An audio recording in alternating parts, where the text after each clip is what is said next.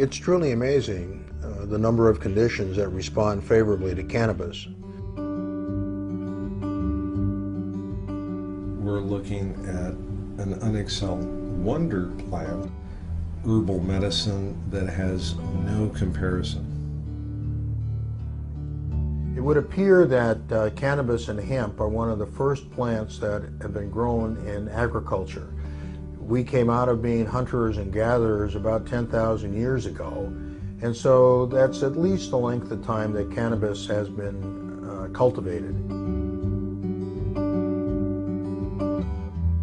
Cannabis has long been known as a medicinal plant, as a medicinal product.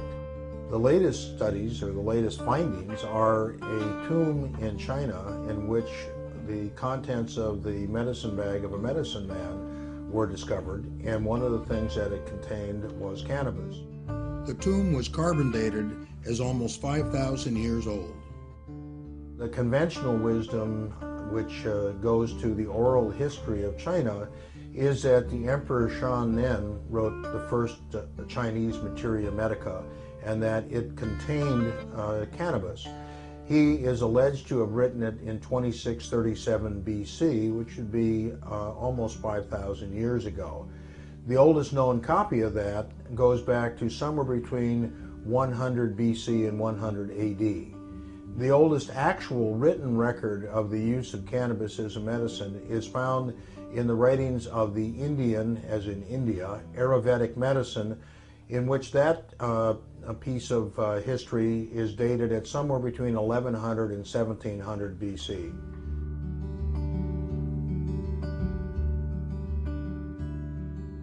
Cannabis is found in every major materia medica that has ever been written. That includes the Ebers Papyrus from Egypt. It includes the writing of Dioscorides, who was Nero's doctor. And his Materia Medica was used for over 1,000 years, and it was included in the United States Pharmacopoeia from 1854 until 1941. Marijuana has been a medicine for a lot longer than it hasn't been a medicine. Evidence suggests that it was used in northern China for either shamanistic purposes, religion, or healing. And the culture of cannabis as medicine moved across the world. India was very big in the use of marijuana, and it was from India that W.B. O'Shaughnessy, who worked for the British East Indies Company, picked up cannabis and brought it to the United Kingdom, where apparently it was Queen Victoria's favorite treatment for her menstrual cramps. Ultimately, it came to the U.S., and in the early part of the 20th century, most of the major drug companies in this country were actually producing cannabis medicines. Up until the beginning of the 20th century, cannabis was probably the second or third most commonly used medicine in the world. Cannabis was found in patent medicines that were manufactured by such familiar names as Eli Lilly, Squibb, Merck, Parke Davis, Smith Brothers, the Smith Brothers cough drops. And it was available powdered, chopped, whole, and as tinctures. It was only in 1937 when Congress enacted the Marijuana Tax Act that imposed a levy of $1 an ounce for the use of medical marijuana that was the beginning of the end for marijuana as a medicine in the United States. It was in 1942 that it was totally removed from the U.S. Pharmacopoeia, or the formulary, but up until 1942, physicians could still write prescriptions for cannabis. So, marijuana hasn't been a medicine for 68 years in this country, but it has been a medicine in the world for 3,000 years. There was the misconception that use of marijuana led to debauchery and physical violence, and for that reason, I guess the investigator, I guess we were probably more conservative than we are now. That's hard to believe. So it was considered the way alcohol was considered back in the time of Prohibition. And so it was prohibited, all uses of marijuana, because it had been used medicinally as well as for recreationally. So all uses were declared illegal, and marijuana then was given the status of a Schedule I substance, which means a substance without any recognized, any demonstrable therapeutic effects, as opposed to cocaine, which was also declared illegal for recreational use, but it still had medicinal properties as a local anesthetic, for which it is used today, to this day. That's Schedule II.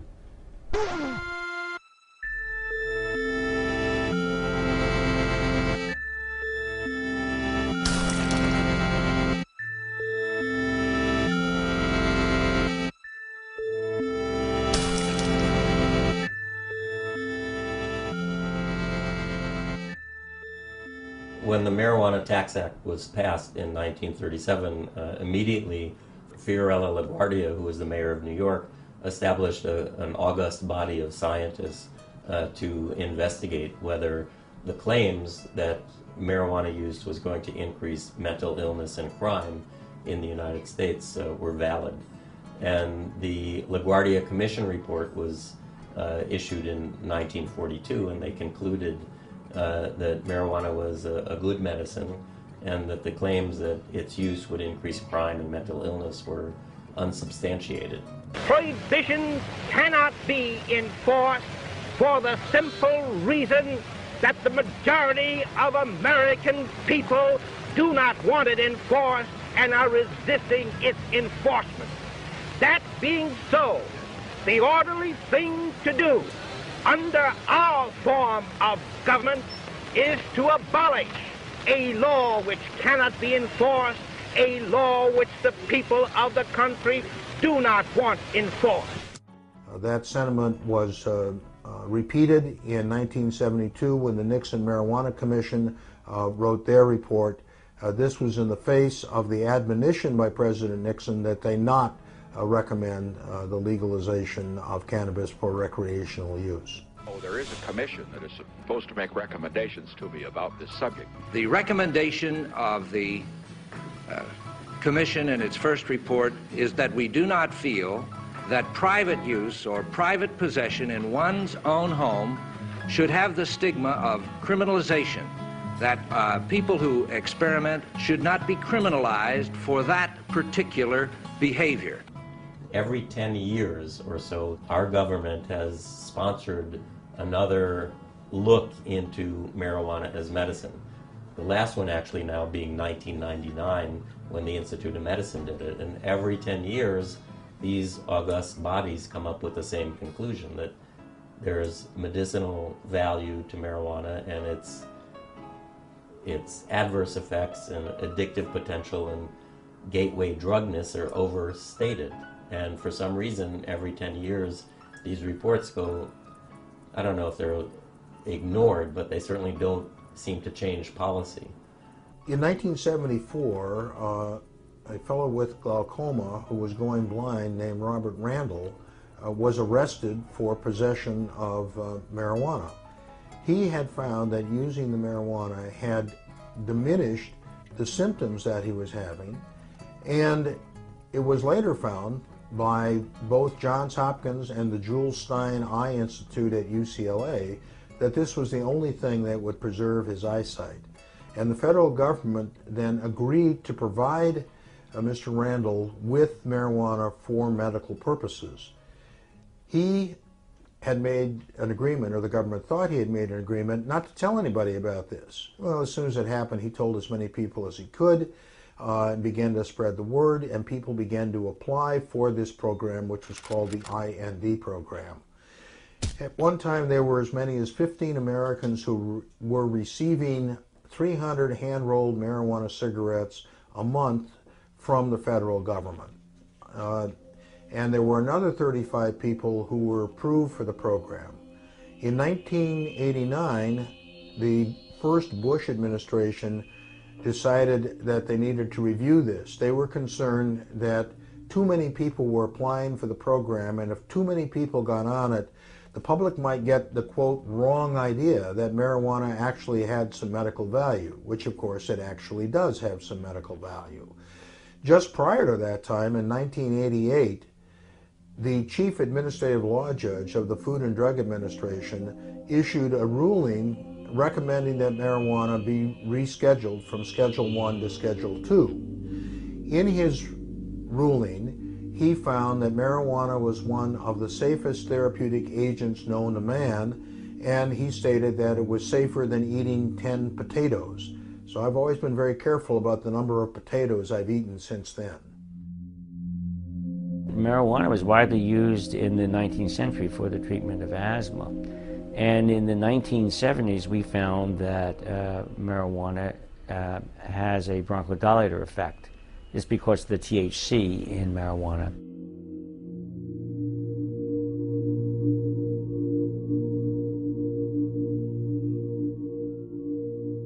First of all, let's compare and contrast marijuana with the other, even more widely smoked substance in our society, tobacco.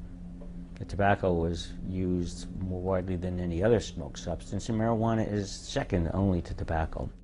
Lucy? Yes, dear? Give me a cigarette, will you, hon? Don't say cigarettes, say Philip Morris. Oh? Is there any other kind? Not for you, there isn't. Nothing but the best for Mr. Ricardo.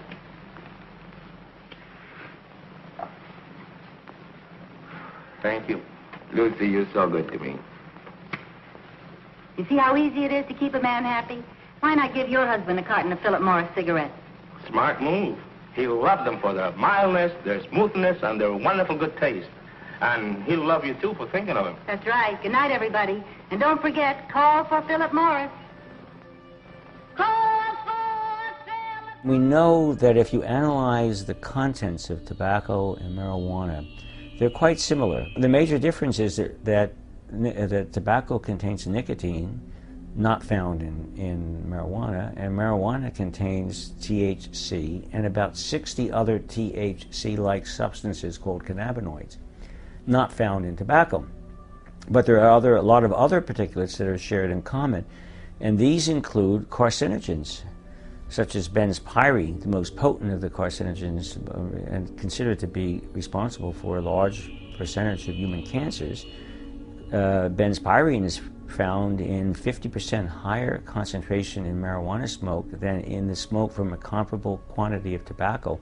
This has been shown by 3 separate groups of chemical investigators. So the expectation is that if you smoke marijuana enough and on a regular basis, that you would incur similar risks to smoking tobacco. So what are the major health risks for tobacco? Emphysema, which I prefer to call chronic obstructive pulmonary disease. It's the new term. It consists of chronic bronchitis and emphysema. But you could have significant impairment in lung function without emphysema. It could just be due to airways disease, what we call small airways disease. But because we can't separate out the two components of COPD, emphysema, and the airways component, we lump them together. So that's COPD. So now COPD is the 4th leading cause of death in the U.S. and in the world, and will become the 3rd leading cause in 2020. So it's a very important disease. About 120,000 Americans die each year from COPD. Probably the best evidence for separating out, the best method for separating out a COPD patient from someone else is to look at the rate of decline in lung function. I shouldn't say the best. It's probably the most informative. But it's more difficult to do because you have to make measurements every year for a number of years. And so you get a slope of the rate of loss of lung function over time. We did that. We actually measured lung function every year in our marijuana smokers up to 8 years. And we found that the slope of the decline in lung function was almost identical in the marijuana-only smokers compared to the non-smokers, where it was accelerated in the tobacco smokers. So just one other piece of evidence that marijuana is not a risk factor for the development of COPD. I think I'm convinced of that. And the other major health consequence, pulmonary health consequence of tobacco, is lung cancer. Cancer is the 2nd most common cause of death in the U.S., and lung cancer is the most common form of cancer. And the major risk factor for lung cancer is tobacco smoking. About 160,000 Americans die each year of lung cancer. So the question that came to my mind and that of my colleagues was whether or not there was any evidence that marijuana would at least qualitatively share some of these health risks with those of tobacco. And that was the rationale for initiating our studies back in the 1980s. What is the evidence that marijuana smoking, habitual marijuana smoking, can lead to lung cancer? With respect to the development of lung cancer, we found no evidence of any increased risk of lung cancer occurrence in association with marijuana smoking alone. The marijuana smokers, if anything, had a reduced risk for developing lung cancer. Not a significantly reduced risk, but reduced less than one-fold, so that means reduced. Whereas the tobacco smokers had a markedly increased risk. If those who smoke more than 2 packs a day had a 20-fold increase in the risk. That's 2,000%. Those who smoke from 1 to 2 packs a day had an 8-fold risk. It's 800%. So that contrasts with no risk, no increased risk, or a slightly reduced risk with the marijuana smokers. THC actually has an anti-tumoral effect. And these are studies that were done both in experimental animals and in cell culture systems, and for different kinds of cancer. For lung cancer, breast cancer, thyroid cancer, prostate cancer, gliomas, brain cancer, that the development and growth, or the growth actually of the tumor is suppressed by THC, and metastases are also suppressed.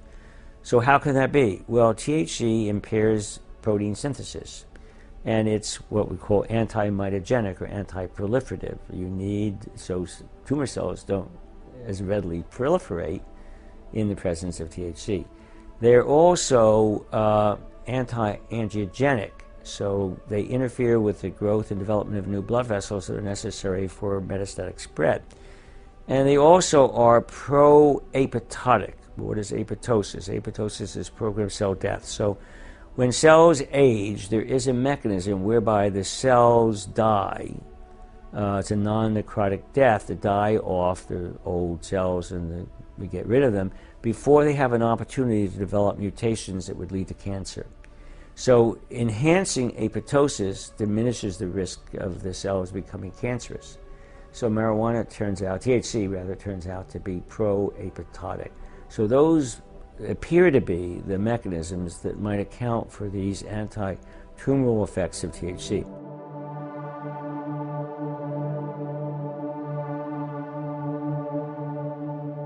We decided to do our own case-control study. Funding from the National Institute on Drug Abuse, which is a major funding agency for marijuana-related research. This was the largest study ever conducted on this subject. It was very well designed. We used the Los Angeles Tumor Registry to identify, rapidly ascertain all the cases of lung cancer and head and neck cancer that were diagnosed in the LA County system.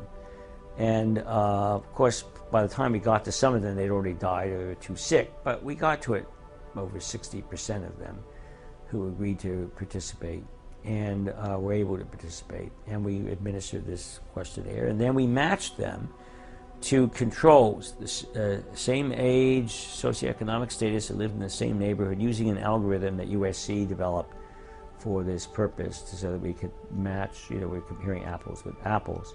And then we administered this detailed questionnaire, the food frequency questions, occupational history, all kinds of things. We also did molecular, we got a buccal smear so we could look at the DNA, we look at the genetics of lung cancer.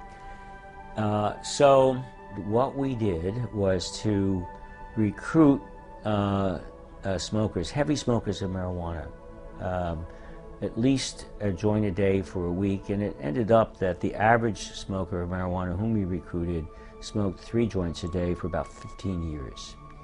And that's also required that they smoke that much for 5 years. But on the average, they smoked 3 joints for 15 years. So that's about 45 to 50 joint years.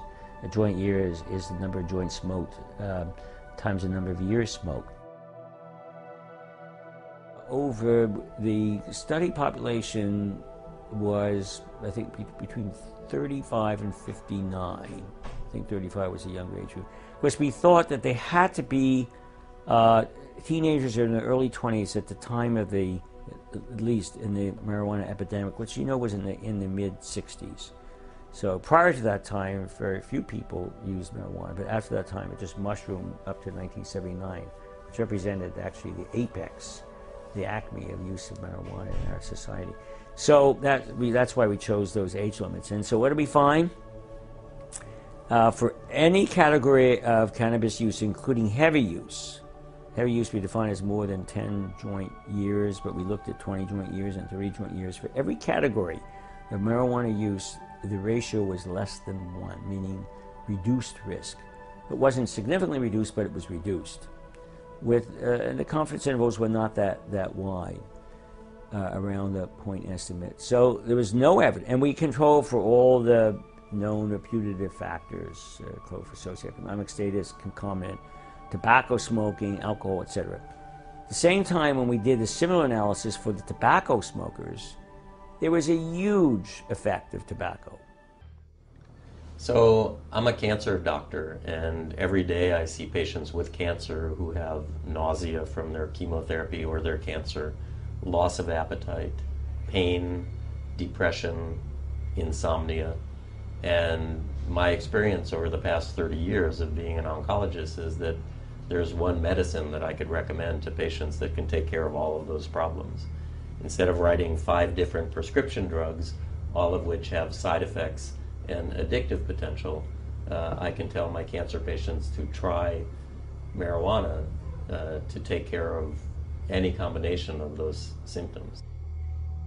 The first study that I really wanted to do was in patients with the so-called AIDS wasting syndrome, which was something we saw before the availability of active antiretroviral drugs, and patients with HIV infection just wasted away. They lost weight, they got diarrhea and fevers, and dronabinol, delta-9 THC, became available to help those patients increase their appetite. When we prescribed those patients dronabinol in the early 90s, they said, this is okay, but I really prefer to smoke real cannabis, because when you take cannabis by mouth, either as delta-9 THC or eating, in fact, baked products, the absorption is very slow and variable, so it takes about 2.5 hours for a peak to be reached, and the peak level in the blood is quite low, and then it stays in the body for quite a long time as well. Also, when taken by mouth, the delta-9 THC becomes converted by the liver to another psychoactive metabolite. So people that take dronabinol or eat cannabis baked products often get more zonk than people who smoke, because when you smoke, you don't get that second metabolite. Also, when you smoke, you get a very rapid peak in the blood in 2.5 minutes as opposed to 2.5 hours. So people can really control the onset of the activity and how long it lasts better if they're smoking rather than swallowing either a pill or eating a baked product. So our first study that we hoped to do in the early 90s was to show that smoked cannabis was better than dronabinol in increasing appetite in patients with the AIDS wasting syndrome. I tried twice to get cannabis from the government, because they're the only legal source of marijuana for clinical trials. And both times I failed.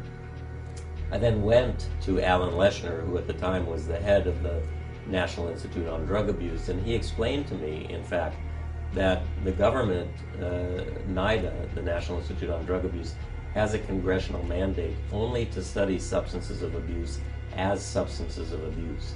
So my request to have marijuana to study it as a potential therapeutic agent could never be granted by the government. because, again, Congress says you can only study these substances as substances of abuse and not as treatments for disease. So in 1996, the terrain changed when we got HIV drugs that actually worked, and we didn't see the wasting syndrome anymore. But these drugs were broken down by the liver by the same pathway that metabolizes some illicit substances. And there was a report in the literature of a patient dying from an ecstasy overdose who was on one of the AIDS antiviral drugs who took ecstasy at the same time. So I said, a little light bulb went off. I said, maybe I should study to see if it's safe for patients on the AIDS antiretroviral drugs to smoke cannabis. And so I submitted that grant to the government, and that worked within their schema because I was looking to see if it was harmful. And with that application, I finally succeeded and got $1 million and 1,400 government cigarettes to study in patients with HIV. Now, these patients didn't have the wasting syndrome anymore, but the endpoint of our study was, is there a change in the amount of AIDS virus in the bloodstream after 21 days of exposure to either 3 government cigarettes a day or 3 dronabinol capsules or 3 placebo capsules? And so we looked at the change in the HIV virus, and it didn't change at all. We also looked at the interaction between the cannabinoids, either smoked or oral, and the amount of AIDS drug in the bloodstream, and that didn't change clinically significantly either. We also knew that people were concerned that marijuana might have an impact on the immune system that could be negative, and we looked at that very carefully in these HIV patients, and we found no evidence of any negative effect, and perhaps some evidence of benefit in the immune system in patients smoking even more than taking the capsules. In my opinion, the whole plant is the medicine that nature provided, and it's the best medicine. It's truly amazing the number of conditions that respond favorably to cannabis. The number one condition is pain. Cannabis is useful in relieving people's pain. It's particularly effective in relieving pain from connective tissue disorders, from arthritis, from fibromyalgia, from systemic lupus, from reflex sympathetic dystrophy, a whole host of conditions that we don't really understand very well. People seem to get good relief from cannabis. People are able to decrease the amount of opiates that they're taking, and in some instances to stop taking opiates entirely for pain control. The first modern research that was done on cannabis was done in 1949 that demonstrated its usefulness in treating epilepsy. I have a number of people who don't have epilepsy when they use cannabis regularly. The founder of modern medicine is a physician named Sir William Osler, who was prominent around the turn of the 19th to the 20th century. He wrote the first textbook of internal medicine, and in that textbook he said that cannabis was the most effective medication for the treatment of migraine headaches. And I certainly have a number of people with migraines who get substantial relief or even prevention of their migraines by consumption of cannabis. Other conditions that commonly respond favorably to marijuana include depression. It helps people with sleep. It helps their appetite. It's also very good in treating GI symptoms, nausea, diarrhea. It's excellent for treating Crohn's disease. We did a little study of people with Crohn's disease and found that many of them were able to stop using steroids and stop using other medications that they had taken for their Crohn's, that they had less diarrhea, they had less abdominal pain. It was a true miracle for them. There's a list here of conditions that was originally developed by Dr. Todd McArea, who was a pioneer in terms of medical marijuana. He actually worked for the National Institute of Mental Health, and his job was to give out grants for doing studies on cannabis. He thought he was there to find out how cannabis was useful to treat medical conditions. NIMH thought he was there to hand out grants to see how dangerous it was. This was a marriage made in hell, and he did not stay with the National Institute of Mental Health for very long. Cannabis is seen as a neuroprotective agent, and we have found that it has provided benefits for people with multiple sclerosis. It certainly treats their neuropathic pain and their muscle spasm, but more importantly, people who were placed on Sativex, the tincture of cannabis, in early studies in Great Britain have remained on it for years and years. And rather than progress, their multiple sclerosis has stayed the same, suggesting that cannabis may not only be effective in reducing the symptoms, but also in slowing the progression of disease. It's helpful in dealing with the anxiety of people that have Alzheimer's disease. It's helpful in dealing with the muscle spasms that are associated with Parkinson's disease. When it comes to psychological illnesses, cannabis is useful in not only treating depression, which I already mentioned, but also bipolar disorder, which is depression and mania.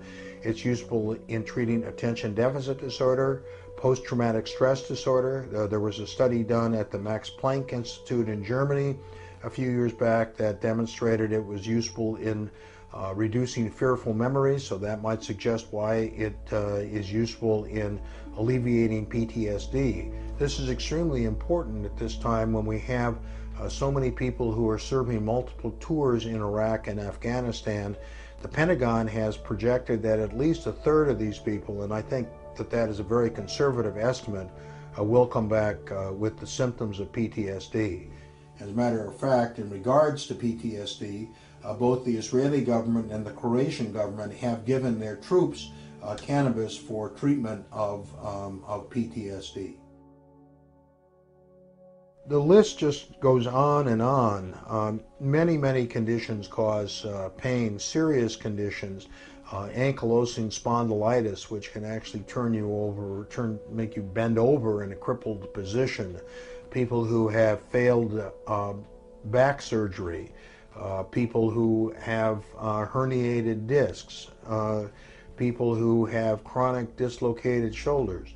All of these people get relief from cannabis, and they find that the cannabis provides that relief with fewer side effects than the opiates do. Another thing that is sort of counterintuitive where cannabis is useful is in the treatment of asthma. You may have seen the ads for Advair that say it's both a bronchodilator and an anti-inflammatory. Well, so too is cannabis. This is why there were numerous marijuana cigarettes on the market in the 1920s for the treatment of asthma, specifically for the treatment of asthma. So, as I pointed out by holding up this list, the list of conditions for which cannabis is useful is extremely lengthy. That's a quick overview of some of the conditions that cannabis is useful in treating. Most people tend to take cannabis at least in the evening. Some people take it more often than that. And the reason is that many of these conditions interfere with sleep, and then there are some people who just have sleep problems, have insomnia difficulty, and cannabis is very useful in assisting people in going to sleep. Now, if they have difficulty staying asleep, in addition to smoking or vaporizing or using it sublingually, they should also use it as an edible or drink it, because it will kick in 45 minutes into their sleep and it will be effective for about 5 to 6 hours. There are a number of different ways of administering cannabis, of getting it into the body. Smoking and vaporizing cause the chemicals to get into the body upstream of the liver. So you have unmetabolized cannabinoids that are going to the brain. Now, this doesn't mean that when the cannabinoids go through the liver that they are inactivated, but it means that they're different. 85% of the cannabinoid is metabolized on its first pass through the liver. The other thing is that when it goes to the brain immediately by the respiratory route of administration, the effect will be in 15 to 30 seconds. Whereas if we wait for it to go through the GI tract and through the liver, it will take 45 minutes before it's effective. Now, each one of those routes of administration is going to give you a slightly different mix of chemicals, because when you smoke it, you are oxygenating the cannabinoids and the other chemicals that are in there.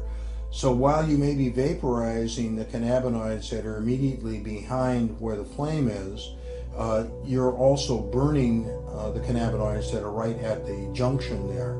So that smoked marijuana is not identical to vaporized marijuana. With the vaporized marijuana, all of the volatile oils will be volatilized by the time you get to 340 degrees centigrade. And you will have removed or be exposed to about 70% fewer irritants than when you smoke it. It also has a somewhat different odor. It doesn't have the characteristic classic burnt rope odor, but it has more of a nutty odor. Now, when you eat marijuana, you're going to have metabolized 85% of the cannabinoids. People who eat it talk about having a body high as opposed to a mind high, and that is because you're being exposed to a different combination of cannabinoids. Now, some people have found that an under-the-tongue spray, which is what Sativex is. Sativex is an alcohol extract of the whole plant, which combines extracts from two plants, one that's high in THC for its therapeutic value, and the other that's high in CBD to keep down the euphoria, its anti-euphoria effect. And when you spray it under the tongue, it will be effective in about 15 minutes, but it will go to the brain first before going through the liver. On the other hand, there are many people in Canada where Sativex is legal that find that they still prefer cannabis to Sativex. Now, Sativex is prescribed in Canada, and it appears as though the British government and or the Spanish government may also approve Sativex in the near future for sale as a pharmaceutical in their country. The U.S. Food and Drug Administration found that Sativex, basically liquid marijuana, was safe enough to be tested on Americans, and they approved a phase 3 clinical study. Phase 3 just means with human beings, in December of 2005 to determine whether or not this under-the-tongue tincture spray was useful in relieving intractable pain in people with cancer. This study did not get started until 2007 and is still ongoing. There have been numerous studies with cannabis and tincture cannabis and pain that have shown that it is useful in relieving pain. Now, we've talked about under the tongue, we've talked about smoking, we've talked about vaporization. There's also the synthetic delta-9 THC can be taken orally, just like edibles can be taken. And the main problem with edibles is that it's hard to tell whether you're going to get a dose that is going to just deal with the therapeutic needs that you have, whether it's going to give you euphoria or whether it's going to give you dysphoria. And you need to have a regular supply so that you can be fairly certain that you're going to take an amount that will be the therapeutic dose and not an amount that will give you dysphoria as a side effect. Lastly, the curanderos, who are lay healers in southern Mexico and Central America, have used tincture of cannabis as part of their therapeutic armamentarium for at least 200 years. The topical application of tincture of cannabis is useful, particularly on the small joints, the fingers and toes, in dealing with pain associated with arthritis. And the reason for this is that cannabis is both an analgesic, a painkiller, and an anti-inflammatory. And we know this not only from the anecdotal evidence that we have, but also from thousands of studies that have been done around the world mainly with animals and sometimes in tissue culture. The International Cannabinoid Research Society has been around for about 20 years, and they have conferences each year that last for 3 days in which researchers from all over the world talk about the results that they have gotten doing basic science studies. With any drug that a doctor is considering recommending or prescribing, they need to balance off the therapeutic effects with the side effects. When you talk about the treatment of pain, for many people, the opiates are very effective painkillers. But for some people, the opiates cause confusion. They make it difficult for them to concentrate, difficult for them to drive. They don't enjoy playing with their kids or their grandkids.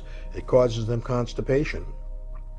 With cannabis, for many of those people, they find that it certainly does not give them constipation and does not cause them confusion, provides them with sufficient relief from their pain that they can go about their activities of daily living, they can drive their car without interference, and more importantly, they can have fun. They can play with their children, they can play with their grandchildren. So I wouldn't necessarily say that across the board cannabis is to be used instead of opiates, but I would say that for many people it can be used instead of opiates, and for others it can be used in conjunction with opiates, and they can use a lower dose of the opiates and hopefully have fewer side effects.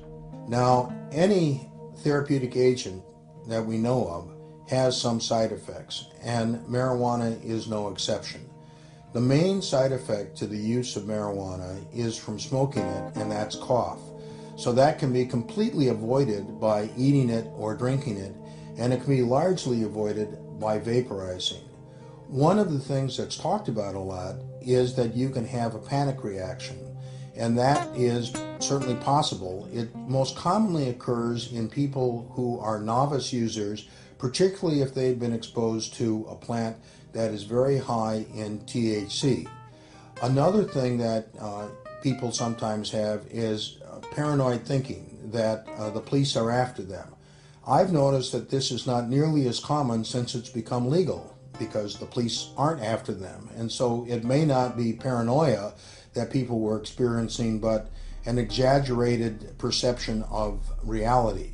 And one of the things that we've lost as a result of the propaganda and misinformation that has been spread about cannabis is the fact that it has legitimate therapeutic value, and we have discouraged research. We have dramatically discouraged research in this country and numerous other countries, including England, Israel, Spain, and Germany, are far ahead of us in terms of the quantity of research that they're doing on the medicinal value of cannabis. And this is particularly alarming in these economic times when we certainly could use the economic stimulus, the economic boost that would come from having pharmaceutical cannabis available in this country as it is now in Canada, and as it possibly soon will be in England and Spain. Jefferson said that this country would be in dire straits if we had laws that interfered with what we put into our own bodies. Are we not in control of our own bodies?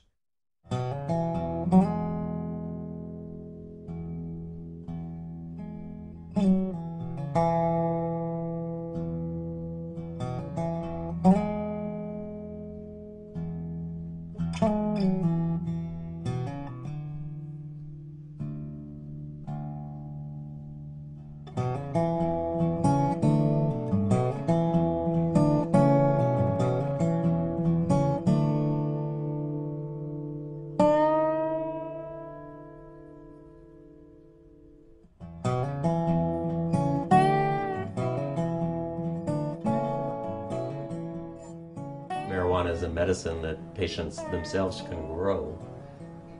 For people with cancer who may be thinking about the end of their life, to be able to grow a plant and work in the garden and produce their own medicine is very empowering and something that, I think does the patient a lot of good. Marijuana is illegal, and the government doesn't sponsor this kind of research. Now, in view of the fact that large numbers of people are using marijuana medicinally, I think it's a shame that there's no investment in this kind of research.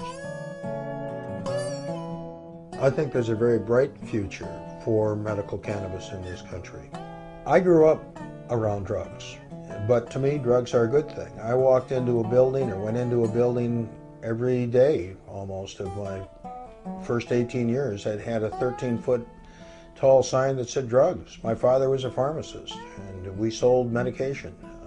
And as far as I'm concerned, medication is helpful for people. I don't think that medication has a personality. It sits on the shelf until you prescribe it for somebody. It has beneficial uses and has side effects, and it should only be used when necessary.